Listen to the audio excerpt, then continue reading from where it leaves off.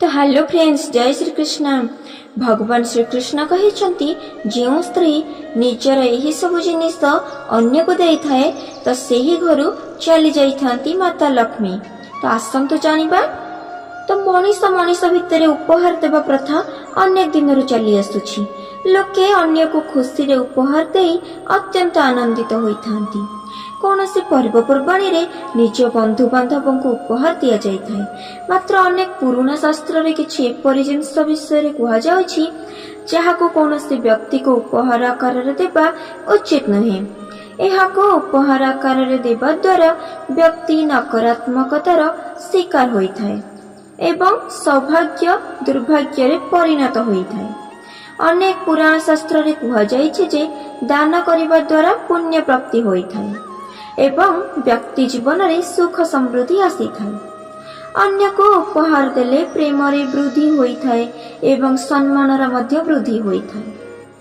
मात्र उपहार देवा समय रे किछि विशेष नियम प्रति ध्यान देवा उचित, नचेत दारिद्र्यता आसी थाए एवं माता लक्ष्मी मध्य क्रोधित होइथांती। एहा व्यतीत देउथिबा उपहार सहित जड़ित ग्रह जनित समस्या मध्य भोगिबाकु पड़े। जहाँकि रहिछि जल सहित जड़ित उपहार। शास्त्र अनुसार केबे भी व्यक्ति को पानी सहित जड़ित जिनिस उपहार देवा उचित नुहे। जेमिति कि एक्वेरियम भली जिनिस काहाकु उपहार रे देले दारिद्र्यता और नकारात्मकता आसी थाए। पानीर संबंध धन सहित रहिछि, तेणु एही जिनिस काहाकु उपहार स्वरूप देले धन नष्ट होइथाए। तेणु पानी रखा जाइथिबा जिनिस काहाकु उपहार आकार रे दियंतु नाही। द्वितीय रे जहा रहिछि धारुआ जिनिस, जहाकु काहाकु उपहार स्वरूप देबा उचित नहे, कारण एही सब जिनिस नकारात्मक शक्ति रे उत्स होइथाए। जदि ए आपण अन्य को धारुआ जिनिस उपहार रे दियंती तेबे आपणक संबंध खराब होई पारे। एहा द्वारा आपणक शत्रु बढ़ी थाए। तृतीय रे काहाको जोता चप्पल उपहार देबा उचित नुहे। एहा द्वारा संबंध खराब होई थाए एवं आपणको दुर्भाग्यर सामना करबाको पड़ी थाए। हाँ, एहाको आपण कोनोसी गरीब लोकको दान रे देई परिबे, मात्र एहाको काहाको उपहार आकार रे दियंतु नाही।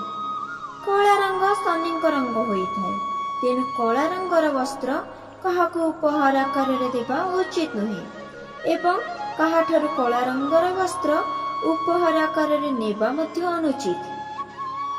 तो कला रंग नकारात्मकता सृष्टि करि थाए, तेणु एहाकु उपहार आकार रे देले जीवन रे समस्या सृष्टि होई थाए। कोनोसी विवाहित महिला निजर सिंदूर अन्य को देबा उचित नुहे, कारण एहा जने विवाहिता महिला पई अत्यंत गुरुत्वपूर्ण होइथाए। एहा द्वारा घरे अशांति बढ़ी थाए। एहा व्यतीत कौनसी विवाहित महिला अन्य महिलार सिंदूर मध्य लगाइबा उचित नुहे। विवाह जोड़ा को केबे अन्य को देबा उचित नुहे। एभली करिबा द्वारा महिलांक सौभाग्य दुर्भाग्य रे परिणत होई जाए एवं तांक सांसारिक सुख मध्य दूरेई जाए। विवाहित महिला हाथ रे पिंधुथिबा चूड़ी काहाकु देबा उचित नुहे। निजर चूड़ी अन्य काहाकु देबा द्वारा एहार खराब प्रभाव आपणक उपरे पड़ी थाए एवं सौभाग्य दुर्भाग्य रे परिणत होई जाए। विवाहित महिलांक आभूषण घरे रहिले सौभाग्यर प्रतीक होई थाए, तेणु एहाकु अन्य काहाकु देबा उचित नुहे। महिलांक आभूषण घरे रहिले ताहा अत्यंत शुभ मना जाए। आभूषण अन्य काहाकु देबा द्वारा दारिद्र्यता आसी थाए। घरर झाड़ू स्थान पवित्र एवं स्वच्छ एवं महत्वपूर्ण होइथाए, कारण एहा घरु नकारात्मकता को बाहर करी सकारात्मकता को आनी थाए। झाड़ू को मध्य मां लक्ष्मी को प्रतीक मना जाए, तेणु झाड़ू को मध्य काहाकु देबा उचित नुहे। एहा द्वारा माता लक्ष्मी क्रोधित हुअंती। तो आजिर भिडियोटी जदि आपण मानकु भल लागि थाए निहाती गोटे लाइक करिवे। आउ आम चैनल एमती नुआ नुआ भिडियो देखिया पई आम चैनल टी को सब्सक्राइब करिवे।